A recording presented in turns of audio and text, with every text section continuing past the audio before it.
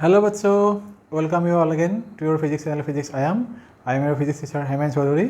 आज हम लोग पढ़ने जा रहे हैं न्यूटन्स लॉ ऑफ मोशन का लेक्चर नंबर 20, जिसमें हम लोग कवर करेंगे लॉज ऑफ फ्रिक्शन के बारे में, जिसमें हम लोग कुछ टॉपिक कवर करेंगे laws of limiting friction and kinetic friction, और उसके बाद हम लोग पढ़ेंगे contact force and angular friction के बीच कुछ रिलेशन। तो पहले ये देखो लॉज क्या बोला गया है यहाँ पे।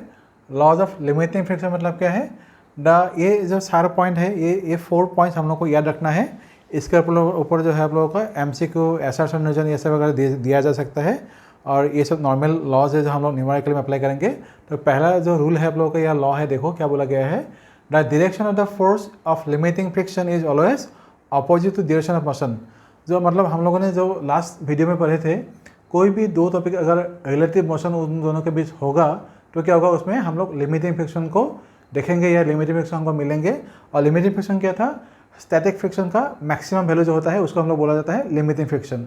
और स्टैटिक फ्रिक्शन जो है वो होगा आप लोगों का self adjusting force. Limiting friction self adjusting नहीं है, लेकिन लिमिटिंग फ्रिक्शन तक जो हम लोग कोई भी ऑब्जेक्ट के ऊपर कुछ फोर्स डालेंगे। सपोज मैं यहाँ पे एक डायग्राम ड्रॉ कर लेता हूँ।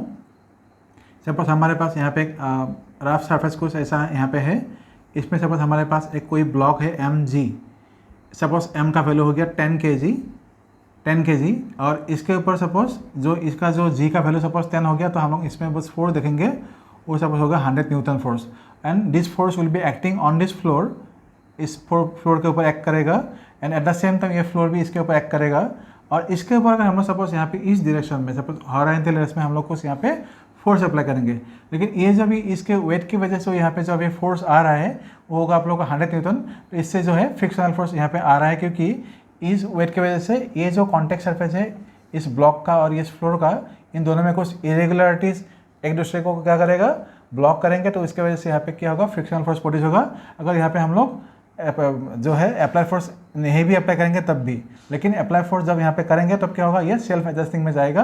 तो अभी सपोज यहाँ पे जो नेचुरल अभी जो फोर्स इसमें आ रहा है सपोज 100 न्यूटन, सपोज हम लोगों ने यहाँ पे 10 न्यूटन फोर्स दे दिया, या सपोज यहाँ पे 10 न्यूटन फोर्स दे दिया, तभी क्या होगा, इसके बीच और इस फ्रिक्शन जो फ्लोर है इसके बीच जो फोर्स आएगा frictional force, that will be acting tangentially. तो वो किस डायरेक्शन में आएगा, ऐसे इस डायरेक्शन में आएगा। इसको हम लोग बोलेंगे स्टैटिक फ्रिक्शन। जो हम लोगों को जब उस ब्लॉक के ऊपर कुछ फोर्स डालेंगे इन द राइट डायरेक्शन, तो लेफ्ट डायरेक्शन में क्या होगा, यहाँ पे अपोजिट डायरेक्शन में ये आएगा, और ये फ्रिक्शन जो होगा हमेशा इस ब्लॉक का और इस फ्लोर के बीच जो रिलेटिव मोशन होगा उसको अपोज करेगा। तो इसमें लिमिटिंग फ्रिक्शन मतलब क्या होगा, इसमें सपोज अभी 10 न्यूटन दे दिया, 10 के जगह पे सपोज हम लोग 15 न्यूटन कर देंगे, तो यहाँ पे क्या आएगा, अभी फ्रिक्शनल फोर्स 10 न्यूटन था, इसमें भी क्या आएगा, 10 आ जाएगा। इसमें आप लोग अगर 50 डालोगे तो इसमें भी क्या आ जाएगा, 50 आ जाएगा। मतलब जब तक हम लोग लिमिटिंग फ्रिक्शन यहाँ पे नहीं पहुँच देंगे, तब तक ये जब फ्रिक्शनल फोर्स यहाँ पे हम लोगों को मिलता जाएगा, बढ़ता जाएगा, वो क्या होगा, वो हमेशा अप्लाइड फोर्स के इक्वल होगा। इसलिए ये जो अप्लाइड फोर्स और ये जो स्टैटिक फ्रिक्शन है, इन दोनों के बीच जो ग्राफ आते हैं ना, until we reach the limiting friction, उन दोनों का जो ग्राफ आएगा ये होगा आप लोगों का FS, और ये होगा आप लोगों का अप्लाइड फोर्स। इन दोनों के बीच जो ग्राफ आएगा वो हमेशा क्या होता है, ऐसे स्ट्रेट लाइन आता है, जो है ऐसे स्ट्रेट लाइन आएगा, और दोनों क्या होगा, प्रोपोर्शनल है। मतलब इसमें जितना आप लोग फोर्स डालोगे इतने भी क्या होगा, सेम फ्रिक्शनल फोर्स आएगा। लेकिन कब तक आएगा, जब तक हम लोग लिमिटिंग फ्रिक्शन जो था उसको हम लोग अचीव नहीं कर लेंगे या उसको पार नहीं जाएंगे। तो यहाँ तक सपोज हमको मिल गया लिमिटिंग फ्रिक्शन। तो अभी यहाँ पे सपोज 100 न्यूटन था, तो मतलब यहाँ पे अगर हम लोग 100 न्यूटन फोर्स दे दिया तो क्या होगा, ये जो यहाँ पे लिमिटिंग फ्रिक्शन प्रोड्यूस हो रहा था because of the wait of the block, उसको हम लोग ओवरकम कर लिए। ओवरकम करने के बाद क्या होगा, इसमें जो है था स्टैटिक फ्रिक्शन जो था वो थोड़ा सा और थोड़ा इंक्रीज हो जाएगा। उसके बाद जो होगा ये लिमिटिंग फ्रिक्शन में पहुंच जाएगा। उसके बाद जो होगा वो फाइनली मोशन में जाएगा। जब वो मोशन में जाएगा क्या होगा, वो काइनेटिक फ्रिक्शन में आ जाएगा। तो लिमिटिंग फ्रिक्शन जब तक हम लोग ये क्रॉस नहीं करेंगे तब तक जो होगा static friction will be self adjusting force according to the applied force. इसमें ही बोला गया है, ठीक है। उसके बाद बोला है limiting friction depends on the nature of the surface. ये जो आप लोगों का FS अभी मिला है ना, ये फ्रिक्शनल फोर्स, ये nature of the block and the floor, जहाँ पे हम लोग इस ब्लॉक को रखेंगे, उस दोनों सरफेस का जो मटेरियल होगा उस मटेरियल के नेचर के ऊपर डिपेंड करेगा। वो हम लोग बाद में पढ़ेंगे जब हम लोग बोलेंगे कोएफिशिएंट ऑफ स्टैटिक फ्रिक्शन, अभी मिल जाएगा। अभी नेक्स्ट है आप लोगों के limiting friction depends on the nature of the surface, ये हो गया। थर्ड पॉइंट देखो, limiting friction is independent of the area of contact. Area of contact के ऊपर जो है लिमिटिंग फ्रिक्शन डिपेंड नहीं करेगा। कब तक नहीं करेगा, जब तक नॉर्मल रिएक्शन फोर्स सेम है। मतलब यहाँ पे अगर नॉर्मल रिएक्शन फोर्स जो हमको हमें मिलेगा वो हमेशा क्या होगा, सपोज अभी वेट आप लोग दे रहे हैं इस तरफ ऑन द जो है फ्लोर, इसमें दे रहे हैं आप लोगों को 100 न्यूटन फोर्स, तो नॉर्मल एक्शन फोर्स भी क्या होगा on this block from the floor इस सरफेस के ऊपर, सपोज यहाँ पे सपोज इस सरफेस ब्लॉक के ऊपर यहाँ पे आ जाएगा, वो सपोज ऊपर की डायरेक्शन में जाएगा तो होगा आप लोगों का नॉर्मल एक्शन आर, तो वो क्या होगा वो भी आप लोगों का आएगा 100 न्यूटन। ठीक है, लेकिन और जब तक ये 100 न्यूटन फिक्स है, मतलब चेंज नहीं हो रहा है, तब तक जो है limiting friction area of contact के ऊपर डिपेंड नहीं करेगा। उसके बाद देखो limiting friction is directly proportional to the normal reaction, तो अब ये बोल दिया आप लोगों को, ये कब तक होगा जब तक ये एरिया ऑफ कॉन्टैक्ट जो है वो रिमेंस सेम रहेगा। तो आप लोग देखो एरिया ऑफ कॉन्टैक्ट के ऊपर डिपेंड नहीं करेगा जब तक नॉर्मल रिएक्शन जो है वो सेम रहेगा, और ये जो लिमिटिंग फ्रिक्शन है ये नॉर्मल रिएक्शन का प्रोपोर्शनल है। तो मतलब यहाँ पे जो हम लोग देंगे ना, अभी जब लोगों को बोला था लिमिटिंग फ्रिक्शन मतलब इस वेट की वजह से जो फोर्स फ्रिक्शनल फोर्स प्रोड्यूस हो रहा था उसी को हम लोग बोलेंगे लिमिटिंग फ्रिक्शन, इसलिए ये डायरेक्टली प्रोपोर्शनल है। तो आप लोग देखो तो ये होगा डायरेक्टली प्रोपोर्शनल। तो अभी इसको अगर हम लोग हटा देंगे तो स्टैटिक फ्रिक्शन इज डायरेक्टली मतलब limiting friction is directly proportional to the reaction. इसमें हम लोग एफ एस क्यों लिखा है, क्योंकि limiting friction is nothing but the maximum value of the static friction, इसलिए हम लोग यहाँ पे लिख दिया। इसको हम लोग रिमूव करेंगे तो क्या आएगा, कोफिशिएंट ऑफ स्टैटिक फ्रिक्शन आएगा जिसको हम लोग बोलते हैं म्यू एस, ये सिंबल होता है म्यू एस। तो म्यू एस आर मतलब क्या होगा एम जी आएगा, नॉर्मल एक्शन फोर्स से R equal to M G आएगा, तो मतलब mu S is equal to क्या आएगा F S by M G, friction static friction और limiting friction by weight of the block, यहाँ तक हो गया म्यू एस। और काइनेटिक फ्रिक्शन देखो क्या है, kinetic friction also does not depend upon the speed. तो स्पीड मतलब बिगिनिंग में कोई भी ब्लॉक ये जब टेंड टू मूव करेगा या जब स्टार्ट मूव करेगा एट द बिगिनिंग, उस टाइम पे at the time of beginning of the motion जिसका उसका जितना उसका काइनेटिक फ्रिक्शन होगा उस 100 किलोमीटर भी पहुंच जाएगा, तब भी क्या होगा उसका स्पीड जो होगा कुछ भी हो, काइनेटिक फ्रिक्शन स्पीड के ऊपर डिपेंड नहीं करेगा। उसके बाद एरिया ऑफ कॉन्टैक्ट के ऊपर भी डिपेंड नहीं करेगा, और ये भी क्या होगा kinetic friction also like limiting friction, ये भी क्या करेगा अपोज करेगा any kind of relative motion between the two body. और ये भी क्या है kinetic friction is directly proportional to normal reaction. तो F K is also proportional to R, R मतलब क्या होगा यहाँ पे फिर से एम जी आएगा, ये म्यू के मतलब काइनेटिक फ्रिक्शन, फिर से म्यू के इक्वल क्या आएगा एफ के बाई एम जी। ठीक है, इसको आप लोग पॉज करके लिखो, मैं दूसरा टॉपिक अभी जा रहा हूँ, इसको जो है आप लोग पॉज करके लिखो। अभी हम लोग पढ़ेंगे एंगुलर फ्रिक्शन, इन दोनों टॉपिक को आप लोग पॉज करके लिखो, मैं इसको रैप कर रहा हूँ। ठीक है,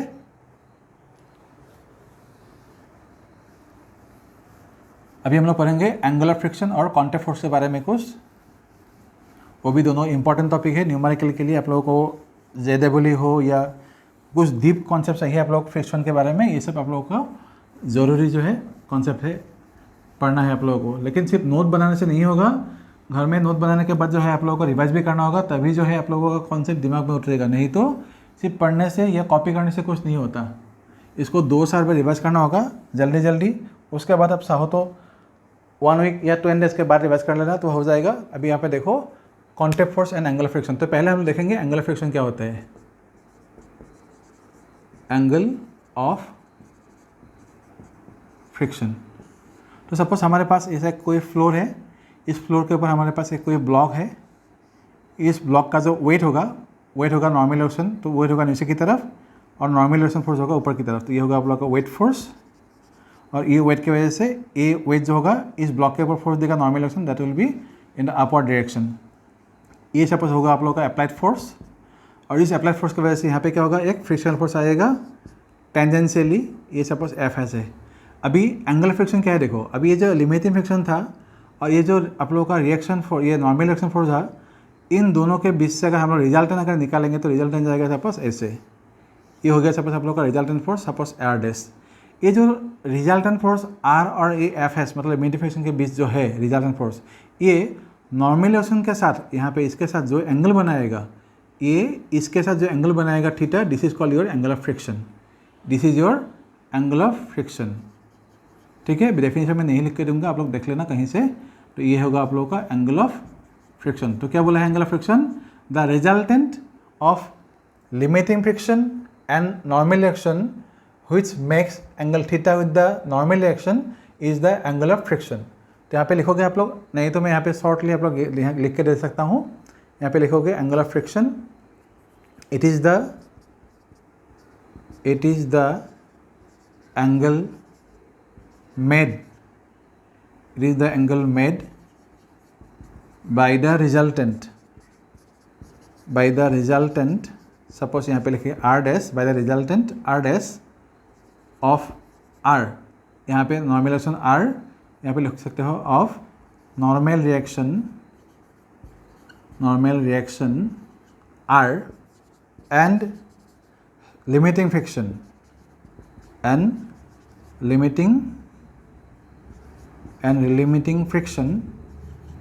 एफ एस, ठीक है, angle made by the resultant R dash of normal reaction R and limiting friction F S with क्या है आर, विथ सपोज आर मतलब नॉर्मल रिएक्शन, इसी को बोला जाता है एंगल ऑफ फ्रिक्शन, ठीक है।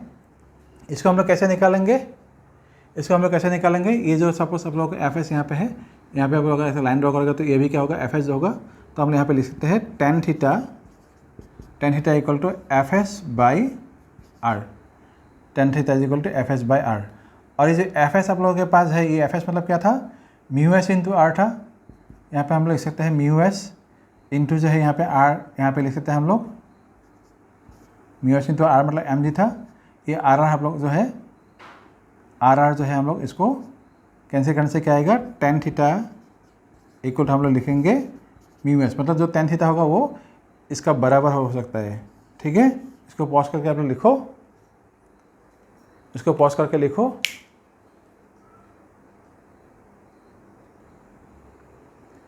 अच्छा लोगों ने यहाँ तक लिख लिया। अभी आप लोग लिखो, यहाँ तक तो हम लोगों के पास हो गया। अभी हम लोग करेंगे कॉन्टैक्ट फोर्स, मतलब क्या होता है देखो, ये लोग आप लोग कॉन्टैक्ट फोर्स, ये जो बच्चा आप लोगों को अभी मिला हुआ है ना, देखो ये आर और ये जो एफ, ये जो आर डैश आप लोगों का है, ये जो रिजल्टेंट फोर्स आपको मिला है ना, इसी को हम लोग बोलते हैं कॉन्टैक्ट फोर्स। तो हम लोग यहाँ पे इसे लिखेंगे, ये कॉन्टैक्ट फोर्स मतलब क्या आएगा हमारे पास, आर डैश जो होगा इसको आप लोग अभी भी एफ बी लिख सकते हो, ये एफ बी लिख सकते हो। तो इसको अगर हम लोग देखेंगे इन दोनों फोर्स क्या है, परपेंडिकुलर है, तो हम लोग क्या लिखेंगे यहाँ पे, यह आएगा R square plus F square, यहाँ पे आप लोग एफ एस भी लिख सकते हो। ये आर मतलब हमारे पास क्या था, आर इक्वल टू हमारे पास था एम जी, और एफ एस मतलब हमारे पास क्या था, म्यू एस एम जी। मतलब अगर हम लोग यहाँ पे देखेंगे अभी तो क्या आएगा, कॉन्टैक्ट फोर्स होगा एफ इक्वल टू आएगा आप लोगों के पास यहाँ पे M G whole square plus mu S, यहाँ पे आएगा एम जी होल स्क्वायर। तो एम जी को आप अगर कॉमन ले लोगे, इसको बाहर ले आएगा तो क्या आएगा, एम जी आएगा बाहर और अंदर रहेगा आप लोग का 1 प्लस म्यू एस स्क्वायर। तो ये होगा आप लोगों का contact force, F is equal to M G 1 plus mu S. तो इसको आप लोग लिखो, इसके ऊपर कुछ स्पेशल केस आते हैं न्यूमेरिकल करते टाइम, तो इसको अभी पॉज करके ऊपर लिखो। अगर आप लोग देखोगे सपोज स्पेशल केस में, सपोज हम लोग यहाँ पे लिखेंगे स्पेशल केस लिखो, सपोज अप्लाइड फोर्स हमारे पास नहीं होगा। अगर अप्लाइड फोर्स हमारे पास नहीं होगा तो हम लोग एफ एस जो होगा, एफ एस ओ बी क्या होगा, अप्लाइड फोर्स नहीं होगा तो फ्रिक्शनल फोर्स होगा हमारे पास, ओ बी क्या होगा, नहीं होगा, ठीक है।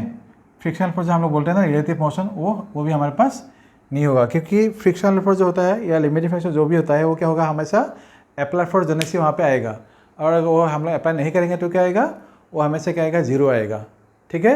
यहाँ तक पॉज करके लिखो। तो बच्चा लोग यहाँ तक लिख लिया, यहाँ तो हो गया। अभी ये देखो, अगर इस फॉर्मूला हम देखेंगे तो अगर अप्लाइड फोर्स यहाँ पे अप्लाई नहीं करेंगे तब भी क्या होगा, एंगल आप लोगों का आ जाएगा, फ्रिक्शनल फोर्स अप्लाई नहीं जो होगा, प्रोड्यूस नहीं होगा, अप्लाइड फोर्स जीरो होगा। तो यहाँ पे जो आप लोगों का थीटा आएगा, टेन थीटा, वो भी क्या आएगा, जीरो आएगा, मतलब यहाँ पे आएगा आप लोगों का जीरो। लेकिन अगर हम लोगों के पास ये जब भी मिला है वो, अगर सपोज ये एफ मतलब जो अप्लाइड फोर्स है ये अगर लिमिटिंग फ्रिक्शन का इक्वल हो गया, ये जब लिमिटिंग फ्रिक्शन का इक्वल हो जाएगा तो क्या होगा, हमारे पास आर इक्वल टू क्या होगा, एम जी हो जाएगा। तो हम लोग ये जब भी फॉर्मूला मिला तो हमको मिलेगा एफ मैक्स, मतलब कॉन्टैक्ट फोर्स मैक्सिमम आएगा। तभी आप लोग जो है, आप लोग ये जो फॉर्मूला आपको मिला था ना, इसी को हम लोग यहाँ पे पुट करेंगे तो ये मिल जाएगा आप लोगों को मैक्सिमम फोर्स, मतलब कॉन्टैक्ट फोर्स, ये होगा म्यू एस स्क्वायर। जब क्या होगा, applied force is equal to the limiting friction, तो क्या होगा, लिमिटिंग फ्रिक्शन जब इक्वल होगा, normal reaction force is also equal to the M G, मतलब जो होगा वेट के इक्वल होगा, तब इस मतलब वैल्यूज़ को अगर हम लोग यहाँ पे पुट करेंगे तो को ये होगा आप लोगों का मैक्सिमम वैल्यू, ठीक है। तो हम लोगों को जो ये एंगल जो मिला था इसी को हम लोग यहाँ पे एज ए एंगल मिलेंगे। और थर्ड का कंडीशन यहाँ पे होगा, यहाँ पे अगर एंगल चाहिए तो आप लोग एंगल भी यहाँ पे लिख लेना, टेन थीटा इक्वल टू क्या आएगा यहाँ पे, म्यू एस बाई आर, तो थीटा इक्वल टू आएगा आप लोगों का tan inverse of mu S by R. ठीक है, इसको आप लोग लिख लेना। उसके बाद जो है थर्ड कंडीशन, अगर applied force is greater than the limiting friction, applied force is greater than the limiting friction, तब क्या होगा, जो हमारे पास जो फ्रिक्शनल फोर्स होगा वो स्टैटिक फ्रिक्शन नहीं रहेगा, तो हमारे पास तब क्या होगा, फ्रिक्शनल फोर्स होगा एफ के इक्वल टू क्या आएगा, क्योंकि लिमिटिंग फ्रिक्शन क्रॉस करने के बाद ऑब्जेक्ट स्टैटिक में जो है, ऑब्जेक्ट या ब्लॉक कुछ भी हो, वो स्टैटिक कंडीशन में नहीं रहेगा, वो मोशन में चला जाएगा, तो हमको मिलेगा काइनेटिक फ्रिक्शन। और काइनेटिक फ्रिक्शन का फॉर्मूला आएगा आप लोग का एफ के इक्वल टू यहाँ पे आएगा म्यू के एम जी। तो फिर से आप लोग इस फॉर्मूला अगर हम लोग पुट करेंगे तो क्या आएगा, F equal to M G, अंदर रहेगा आप लोग का 1 प्लस म्यू के स्क्वायर, तो यहाँ तक लिख देना। और एंगल जो आएगा आप लोगों का theta equal to tan inverse of mu के बाई आर। ठीक है, ये म्यू के बाई आर। तो यहाँ तक आप लोग पॉज करके लिखो।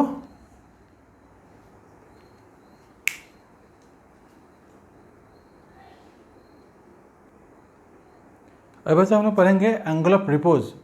तो एंगल ऑफ रिपोज क्या है, ये पहले आप लोग देखो क्या होता है एंगल ऑफ रिपोज। तो हमारे पास सपोज ऐसा एक कोई प्लान है, एक सपोज हॉरिजॉन्टल प्लेन है, इसके ऊपर सपोज हम लोगों ने क्या किया, एक ब्लॉक के यहाँ पर सपोज रख दिया, इनिशियली ऐसे रख दिया। अभी इस प्लेन को अगर हम लोग यहाँ से लेके हॉरिजॉन्टल डायरेक्शन के सपोज ऐसे इंक्लाइन करेंगे, थोड़ा सा ऊपर की तरफ लिफ्ट करेंगे, तो लिफ्ट करने से क्या होगा, ये जो ब्लॉक अभी हमारे पास है यहाँ पे, ये अभी जो है ये सपोज इस डायरेक्शन में यहाँ पे सपोज चला गया, सपोज यहाँ पे चला गया, ब्लॉक था एम। तो अभी क्या होगा, इसमें सपोज एंगल हो गया आप लोगों का अल्फ़ा। तो ऑब्वियसली क्या होगा, ये पार्टिकुलर मोमेंट आएगा, ये जब आप लोग यहाँ पे इसको सपोज धीरे धीरे इसको ऐसे ऊपर की तरफ ले जाओगे, ऐसे धीरे धीरे ले जाओगे, एक पार्टिकुलर टाइम आएगा जिस मोमेंट पे ये ब्लॉक यहाँ से नीचे की तरफ आएगा, लेकिन ये सडनली ऐसे नहीं आ जाएगा, इसको ऐसे देने से ही नहीं आएगा। एक पार्टिकुलर यहाँ पे एक एंगल फॉर्म होगा, जिस एंगल में ये जो ब्लॉक होगा पहले क्या होगा, रेस्ट में रहेगा। तो जब तक वो रेस्ट में रहेगा तो वो स्लाइड नहीं करेगा। तो जिस मोमेंट पे ये ऐसे मूव करेगा, एट दैट मोमेंट ये जहाँ पे जो एंगल फॉर्म होगा उसको हम लोग बोलते हैं एंगल ऑफ रिपोज। फिर से बोल रहा हूँ, ये जो आप लोगों का प्लान है, इस प्लान के ऊपर एक ब्लॉक था, ब्लॉक इनिशियल यहाँ पे हॉरिजॉन्टल प्लान में ऐसे रखा गया था। अभी इस प्लान को अगर हम लोग थोड़ा सा धीरे धीरे ऐसे ऊपर की तरफ ऐसे लिफ्ट करेंगे, एक पार्टिकुलर मोमेंट आएगा, सपोज वो एंगल है अल्फ़ा, जिस मोमेंट पे जो इंक्लाइन प्लान है हॉरिजॉन्टल डायरेक्शन के साथ अल्फ़ा एंगल बना रहा है। तो इस कंडीशन में ये जो ब्लॉक होगा यहाँ पे मूव करना स्टार्ट करेगा।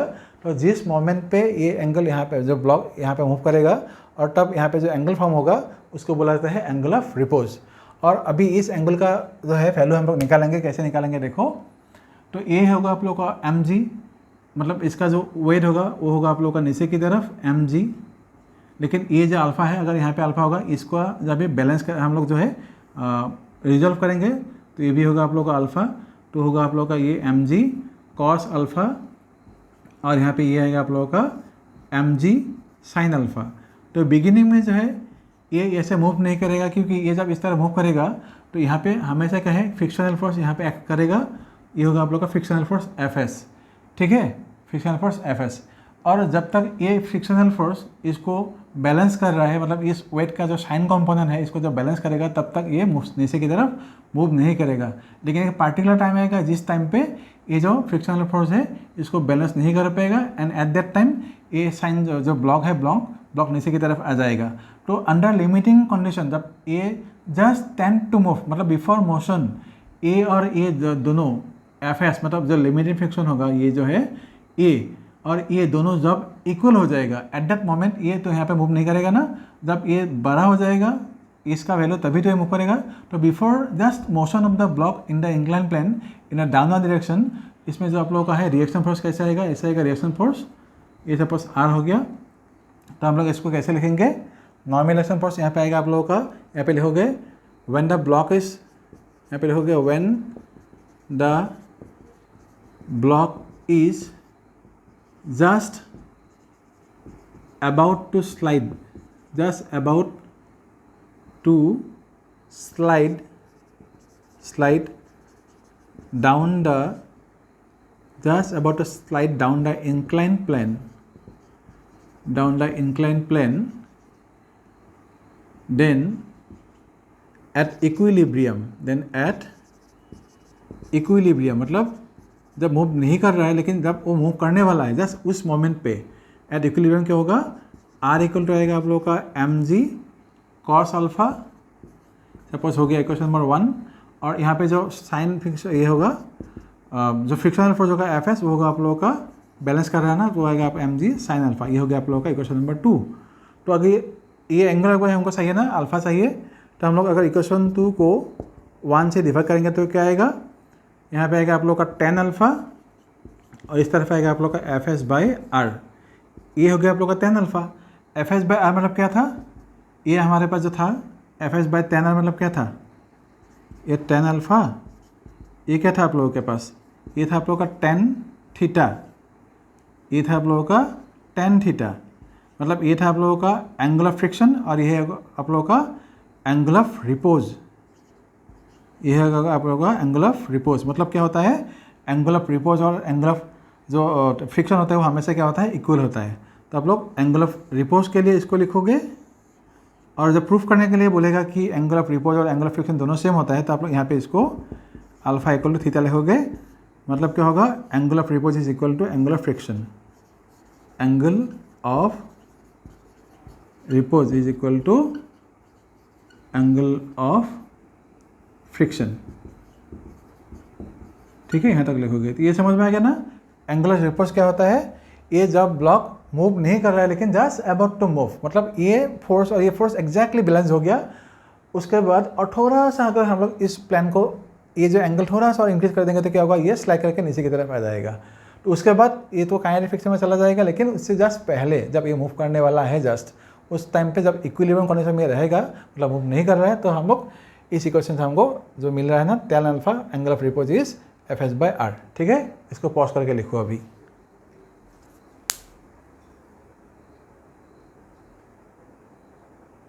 अच्छा भी ये जो है आप लोग यहाँ पे अल्फा जो है यहाँ पे लिख लेना, alpha equal to angle of repose, angle of repose. ठीक है, तो अभी आप लोगों को ये फ्रिक्शन के बारे में जो भी पढ़ा है ये भी थोड़ा बेसिक ही था।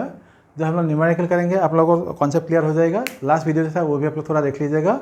नेक्स्ट वीडियो जो है हम लोग फिर जो है फ्रिक्शन के ऊपर से बहुत अच्छे से न्यूमेरिकल लाएंगे जो आप लोगों को कॉन्सेप्ट क्लियर कर देगा। नीट जेडब्ल्यू लेवल में भी हम लोग कुछ क्वेश्चन सॉल्व करेंगे, ट्राई करेंगे, और बोर्ड का भी जो होगा आप लोग का वो भी हम लोग थोड़ा सा डेप्थ में जाने की कोशिश करेंगे थ्रू द न्यूमेरिकल्स। आज के लिए इस वीडियो में इतना ही। Thank you so much, all the best and please comment in the video and subscribe the channel. आप लोग को और भी कुछ एंट्रेंस के लिए कुछ चाहिए या कोई भी दूसरे टॉपिक में आप लोगों को कुछ वीडियो चाहिए तो मुझे कमेंट पे रिक्वेस्ट कर सकते हो, मैं उसको कवर करने की कोशिश करूँगा। और जो भी आप लोग को वीडियो भी बना रहा हूँ वो आप लोगों के लिए मैं डेडिकेटेड लिए सब वीडियो बना रहा हूँ। आप लोग भी जो है डेडिकेशन दिखाना होगा पढ़ने में, स्टडी करने में। सिर्फ कॉपी जो है नोट्स जो है कॉपी करने से नहीं होगा, बार बार रिवाइज करेंगे तभी जो है आप लोगों को कॉन्सेप्ट समझ में आएगा। और कोई भी कॉन्सेप्ट आप लोग जब तक 4 to 5 टाइम्स रिवाइज नहीं करोगे तब तक इन सब कॉन्सेप्ट जो है आप लोगों को दिमाग में नहीं उतरेगा। अगर 4 to 5 टाइम्स से अगर ज़्यादा रिवाइज करोगे तब क्या होगा, ये जो टॉपिक अभी पढ़ रहे हो इसके साथ कोई भी दूसरे छात्र का कुछ लिंक होगा, आप लोग जो है अपने आप ब्रेन में वो आना शुरू हो जाएगा। मैं फिर से रिपीट कर रहा हूँ, कोई भी ऐसे कॉन्सेप्ट जो आप लोग पढ़ोगे फिजिक्स में वो अगर 4 to 5 टाइम्स से ज़्यादा पढ़ लिया, जल्दी रिवाइज कर लिया, तो क्या होगा धीरे धीरे आप लोगों को कोई भी दूसरे छात्र का जो इसका लिंक होगा वो अपने आप जो है ब्रेन में आना शुरू हो जाता है। तो उस टाइम के लिए आप लोगों को रिवाइज करते रहना चाहिए। ठीक है, तो आज के लिए thank you so much, all the best. Please comment in the video and subscribe the channel. Okay, all the best.